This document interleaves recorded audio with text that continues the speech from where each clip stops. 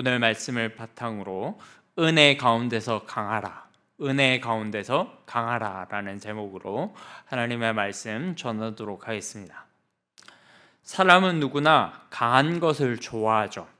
누군가 여러분에게 와서 당신 참 연약하네요, 너는 왜 이렇게 삐쩍 말랐니? 라고 말하면 좋아하는 사람이 아무도 없을 거예요.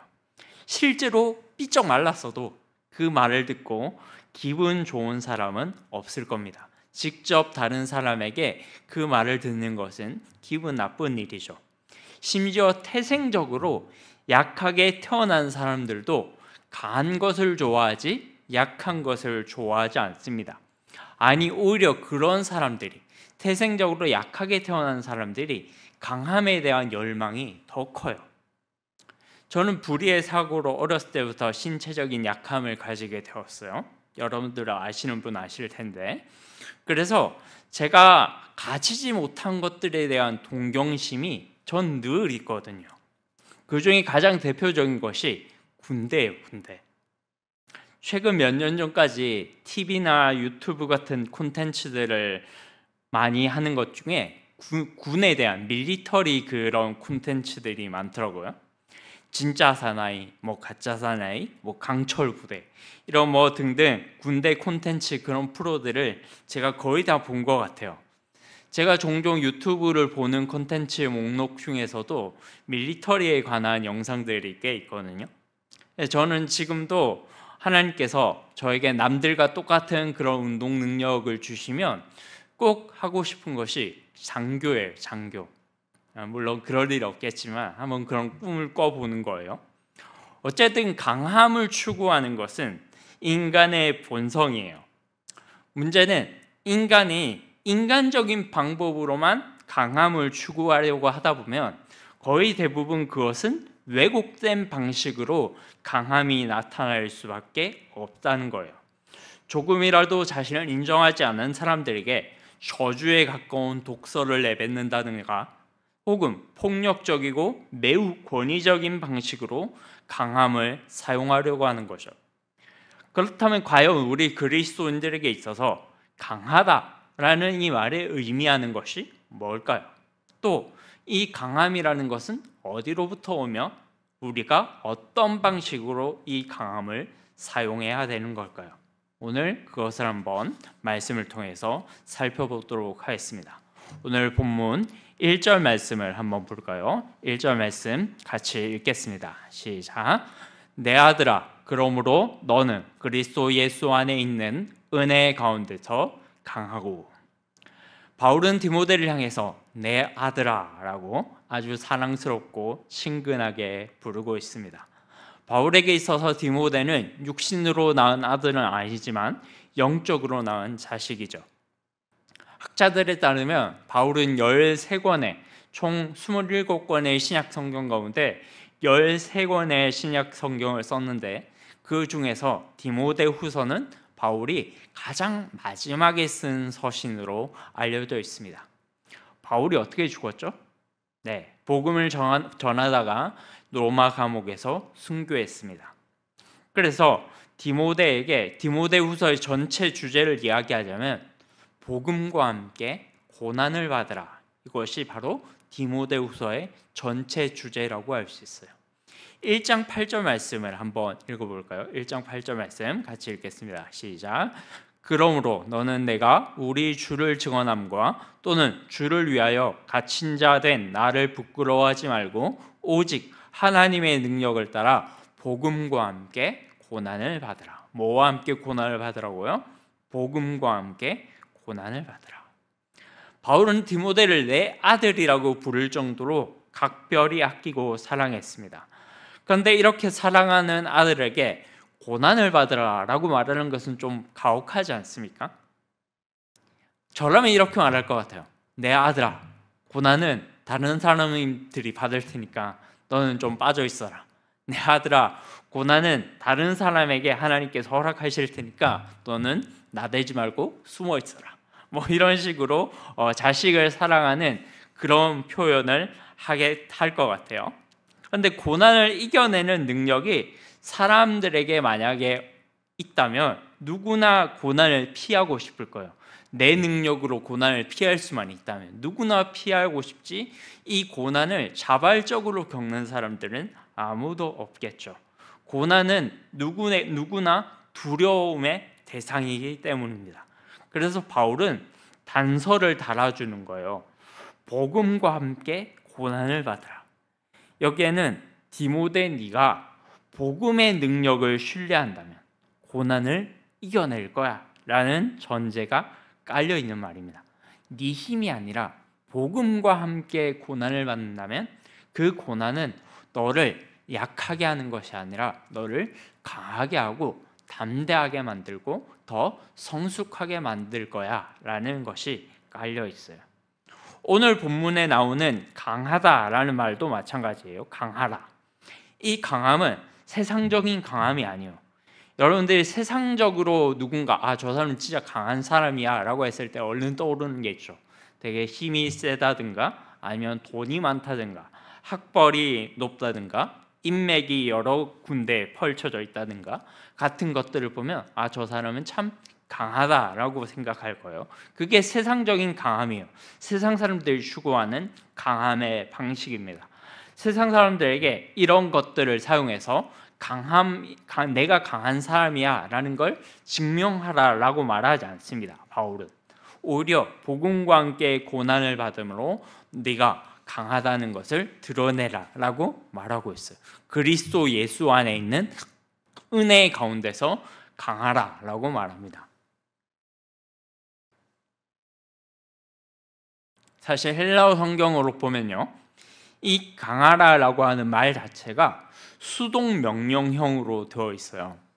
말이 좀 어려운데, 수동, 내가 능동적으로 뭘 행위를 하는 게 아니라는 거죠.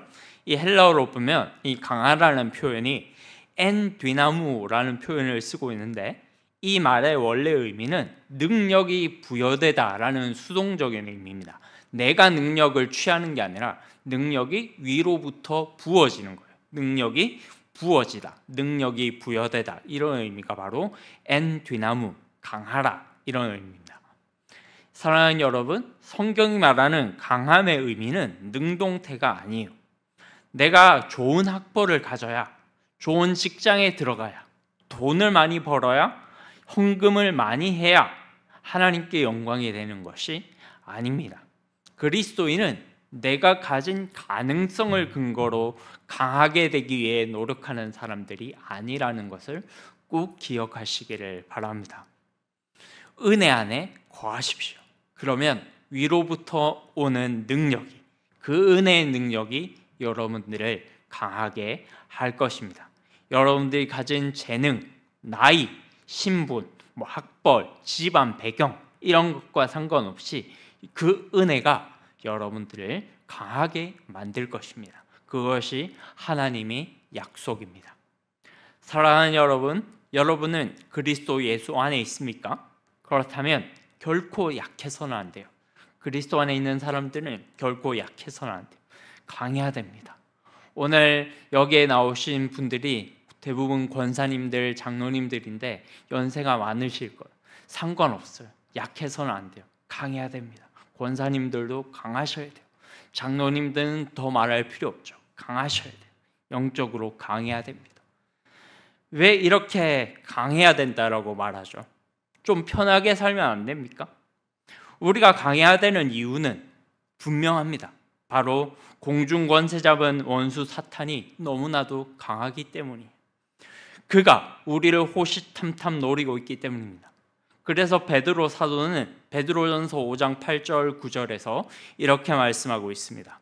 베드로전서 5장 8절 9절 같이 읽어볼까요? 시작. 근신하라, 깨어라. 너희 대적 마귀가 우는 사자같이 두루다니며 삼킬 자를 찾나니 너희는 믿음을 굳건하게 하며 그를 대적하라. 이는 세상에 있는 너희 형제들도 동일한 고난을 당하는 줄을 알미라. 그리스도인이 이 땅에 사는 동안에 마귀와의 전쟁을 피할 수 없어요. 도망쳐서도 안 됩니다. 해결책은 오직 한 가지예요. 그리스도 예수 안에 있는 은혜 가운데서 강하여지는 것입니다. 그 능력을 힘입어 그리스도의 강한 군사로 살아가는 것이죠. 올 한 해 여러분들의 이런 결단과 축복이 여러분들에게 있기를 주님의 이름으로 축복합니다. 그렇다면 이제 우리가 살펴보아야 될 것은 은혜 가운데 강하여진 사람은 어떻게 사는가? 아까 말했듯이 이 강한 것, 은혜 가운데 강하여진 사람은 어떻게 이 강함을 표현하는가? 이 문제예요. 세상 사람들은 강함을 가지면 사람들을 억누르기 시작합니다. 내가 강하다는 걸 증명하기 위해서 아주 권위적으로 행동하기도 하고 아주 폭력적인 것을 행사하기도 하죠. 그런데 그렇게 강함을 표현하는 것이 과연 그리스도인들에게 정당한 것일까요? 그리스도인들은 어떻게 자기의 강함을 표현하는 것일까요? 네 가지가 있어요. 여러분 한번 네 가지를 이 PPT를 보고 한번 따라해 보실까요? 이 그리스도인들이 어떻게 강함을 표현할 수 있는가? 네 가지 같이 읽겠습니다. 시작. 믿음의 전수, 충성, 순종, 인내. 다시 한번요. 믿음의 전수, 충성, 순종, 인내. 이 네 가지가 은혜 가운데서 강한 사람들이 가지는 삶의 특성입니다. 우리 한번 하나씩 짧게 살펴보겠습니다.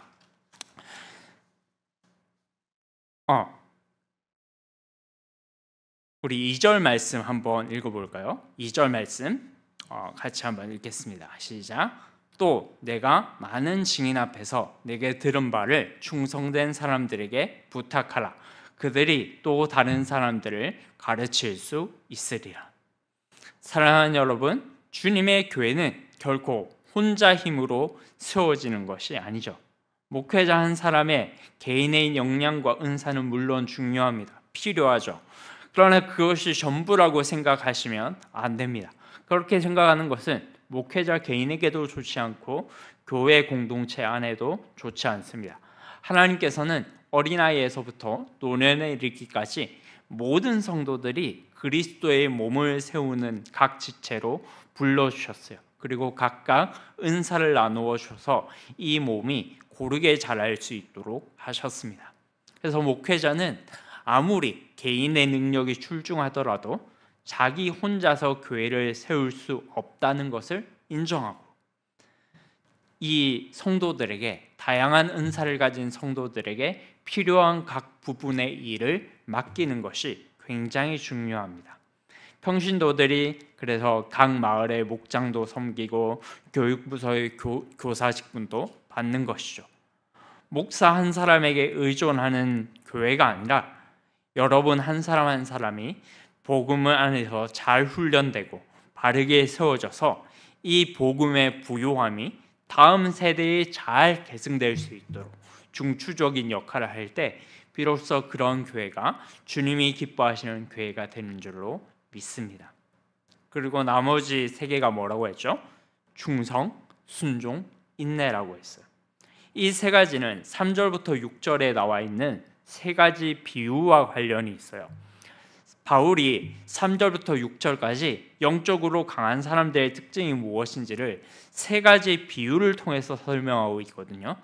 첫 번째가 군인이고, 두 번째가 경기하는 사람, 그리고 세 번째가 씨를 뿌리는 농부의 비유로 보여주고 있어요. 3절에 보면 너는 그리스도의 좋은 병사로 나와 함께 고난을 받아라. 또 얘기가 나오죠. 고난을 받아라. 그리고 4절에 보면 병사는 자기 생활에 얽매이는 자가 없다라고 말해요. 왜 그래요? 군인의 덕목은 충성이거든요. 군인의 덕목은 나라에 충성하는 거예요. 나라에 대한 충성이 군인이 가져야 될 가장 중요한 덕목이죠. 군인의 덕목은 나라가 위기에 처할 때 직접 이 적들에 맞서서 싸우는 것이 필요합니다. 전쟁이 일어났는데 군인이 갑자기 전쟁에 참여해서 엄마가 보고 싶다고 갑자기 탈영했어요. 밤에. 그러면 상관이 그걸 이해해 줄까요? 아, 넌 정말 엄마가 보고 싶었구나. 아, 그럴 수도 있지. 정말 이해해 줄까요? 아니죠. 그 자리에서 직결 처분하는 겁니다. 왜냐하면 그건 군인의 자세가 아니니까요. 군인에게 마땅히 요구되는 충성스러운 자세가 아니니까요. 사랑하는 여러분, 우리는 결코 평안한 시대를 사는 것이 아니에요. 영적 전쟁터의 한복판에 있다는 사실을 꼭 기억하시기 바랍니다. 근신하고 껴있어서 우리를 호시탐탐 먹이와 같이 노리는 마귀를 대적할 준비와 훈련을 게을리하지 말아야 합니다. 영적 전쟁은 어디에서 일어날지 모르죠. 우리 가정에서 일어날 수도 있고, 우리 직장에서도 일어날 수도 있고, 나 개인의 마음속에서 일어날 수도 있어요. 또 이웃 간의 관계 가운데서 일어날 수도 있고, 심지어는 교회 안에서 일어날 수도 있습니다. 이 모든 경우에 대비해서 우리는 마귀와 싸울 수 있는 훈련을 해야 되는 거죠. 어디에서 이 영적 전쟁이 우리에게 터질지 몰라요. 그래서 4절 후반부에 나와 있는 것처럼 우리를 병사로 모집한 자를 기쁘시게 하라라고 말하죠. 이렇게 고난에 물러서지 않고 언제 어디에서 고난이 오든지 상관없이 물러서지 않고 후퇴하지 않고 겁먹지 않고 담대하게 충성스럽게 싸우는 이 행동이 병사로 우리를 모집하신 예수 그리스도를 기쁘시게 하는 행동이다라고 말하고 있습니다. 5절에는 뭐라고 나옵니까? 경기하는 자가 법대로 경기하지 아니하면 승리자의 관을 얻지 못할 것이라고 말합니다. 운동선수는 열심히 하는 것도 중요하지만 경기 규칙을 잘 알아야 돼요. 예를 들면 축구에 보면 이런 경기 규칙이 있죠. 가끔씩 골을 넣고도 득점이 인정 안 되는 경우를 보셨나요, 여러분? 축구 경기할 때 갑자기 골을 넣었는데 득점 인정이 안 되는 경우가 있어요. 왜 그렇죠? 그런 경우를 오프사이드 라인에 걸렸다고 해요. 옵사이드 라인에 걸렸다고 말합니다. 부심이 이제 깃발을 들고 노란색 깃발을 들고 이제 표시를 하거든요. 그러면 골을 아무리 넣어도 득점 인정이 안 되는 거예요. 이 옵사이드 규칙을 모르면 아무리 열심히 해도 소용없죠. 아무리 열심히 해도 골을 넣어도 이기지 못하는 거예요. 계속 0대 0인 거예요. 이 규칙을 잘 알아야 되는 겁니다. 만약에 운동선수를 하는 사람들이 이 경기 규칙을 모르고 나는 페어 플레이 같은 거 몰라, 규칙 같은 거 몰라, 내 마음대로 할 거야 라고 하면 어떻게 될까요? 네, 영구 정지당하는 거예요. 그냥 국대 자격 박탈당하는 거죠. 사랑하는 여러분, 그리스도인들에게 법에 순종한다는 게 뭘 의미하죠? 네, 하나님의 말씀에 순종하는 거죠. 말씀의 원리에 따라 순종하면 영적 전쟁에서 패배하지 않습니다. 믿으십니까? 날마다 기록된 말씀을 먹고 나의 것으로 체화시키십시오. 그러면 우리는 자연스럽게 어떤 고난의 상황에서도 이겨낼 수 있는 영적 근육을 가지게 될 것입니다. 마지막으로 은혜 안에서 강한 사람들의 특징은 바로 인내입니다. 인내. 6절에 보면 수고하는 농부에 대한 비유가 나오죠. 이제 울산에 저희 그 집에 보면 그 조그만 집 그 뒷뜰 마당이 있어요. 부모님 집이죠. 작은 텃밭이 하나 있는데 거기에 저희가 고추도 심고 감나무도 심고 상추도 심고 그래가지고 싱싱한 것을 따먹기도 하거든요. 그때까지 농부는 계속해서 씨를 뿌리고 밭을 갈고 인내하는 수고를 하는 거예요. 왜 이렇게 빨리 안 자라지? 왜 이렇게 열매가 빨리 안 열리지? 하면서 뭐 이상한 약 같은 거 치면은 못 먹는 거죠. 은혜 가운데서 강한 사람, 진짜 은혜 안에서 강한 사람, 진짜 영적으로 강한 사람은요, 어떤 사람이냐면 고난이 왔을 때 잘 참는 거예요. 이게 아무렇지 않은 말, 힘 빠지는 소리가처럼 들리는지 모르겠지만 정말입니다. 진짜 고난 가운데 강한 사람은요, 잘 참고 잘 견디고 잘 인내하는 사람이에요. 그런 사람들이 진짜 티가 안 나는데 진짜 강한 사람들이거든요. 약한 사람들은, 영적 멘탈이 날마다 흔들리는 사람들은 뭐 조금만 고난이 와도 하나님 앞에 불평하고 불만하고 감정의 기복이 너무 심해요. 날마다 롤러코스터를 타죠. 조금만 잘 되면 굉장히 어린아이와 같이 기뻐하다거든요. 조금만 자기 마음에 뭔가 마음에 안 드는 일이 일어나면 언제 그랬냐는 듯이 굉장히 우울해지고 낙담해지고 완전히 180도로 태도가 달라지는 것을 볼 수 있어요. 그것은 영적인 어린아이의 아주 대표적인 특징입니다. 감정의 기복에 따라서 신앙생활을 하는 것, 나의 환경의 영향에 따라서 신앙생활이 좌우되는 것, 그것은 영적인 어린아이의 대표적인 특징이죠. 정말 영적으로 강한 사람들은요, 환경에서 잘 참고 잘 인내하잖아요. 인내하는 사람들이요, 뭔가 확실하게 급변적으로 자기의 환경이 변하지 않아도 참을 수 있는 사람들이에요. 그게 영적으로 진짜 강한 사람들입니다. 영적으로 약한 사람들이 한 방을 노리는 거예요. 세상에서도 멘탈이 자꾸 흔들리는 사람들 로또 찾잖아요. 한 방 노리는 사람들. 영적으로 똑같아요. 영적으로도 영적 멘탈이 약한 사람들이 한 방, 하나님께서 아주 신박한 뭔가 기도의 제목을 이루어 주셔서 나의 삶을 뒤집어 놓으시는 그런 일을 기다리는 거죠. 그러나 영적 멘탈이 강한 사람들은 그런 걸 기대하지 않습니다. 늘 하던 대로 평소처럼 의연하게 살아가는 거죠. 저는 이런 태도가 우리 모든 사람들에게 있기를 바랍니다.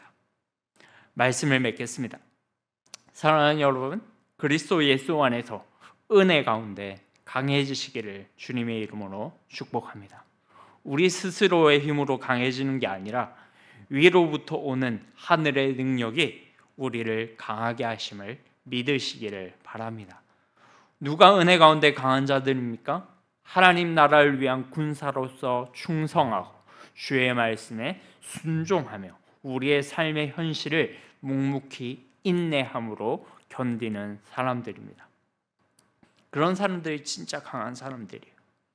세상에서 말하는 강함, 돈, 권력, 학벌, 재능 이런 것들은 다 일시적인 것들이에요. 일시적으로 이것들을 취하면 세상 사람들이 박수 쳐주고 너 참 멘탈이 강한 사람이구나, 너 참 대단한 사람이구나 라는 인기를 부여해 줄지는 모르겠지만 그런 것들은 다 무너집니다. 결국에는 다 무너져요.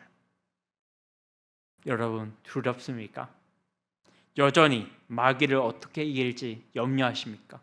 내가 과연 이런 강한 사람이 될 수 있을까? 인내하고 순종하고 어떤 삶의 고난이 와도 뒤 돌아보지 않고 신뢰함으로 충성을 다할 수 있을까? 염려되십니까? 그러면 7절 말씀을 신뢰하십시오. 주께서 범사에 내게 총명을 주시리라. 이 말씀을 믿으세요. 하나님께서 여러분보다 앞서가셔서 여러분에게 이 환경과 상황을 이길 수 있는 은혜를 범사에 지혜와 총명을 주실 것이라는 것을 믿으십시오. 사랑하는 여러분, 이 2025년 한 해 우리는 은혜 가운데서 더 강해질 것입니다. 우리의 감정에 따라서 고백하는 게 아니에요. 더 강해질 겁니다. 왜? 강한다는 말 자체가 우리한테 있는 게 아니니까. 강해진다라는 말 자체가 위로부터 오는 하늘의 능력으로 부어지는 거니까. 우리가 기도할 때 그 능력을 달라고 기도할 때 하나님께서는 우리의 기도를 들으시고 그 은혜를 부어주실 거니까 우리는 믿음으로 선포하는 거예요. 2025년 이 한 해 우리는 은혜 가운데 강해질 겁니다. 더 의연해질 겁니다. 더 담대해질 것입니다. 은혜 가운데 어떤 고난도 우리를 넘보지 못할 것입니다. 이 담대함의 이 축복이 고백이 여러분들에게 있기를 바랍니다. 그래서 은혜 가운데 더 강한 교회, 더 강한 성도, 더 강한 가정들로 세워지는 우리 서울중앙교회가 되기를 주님의 이름으로 축복합니다.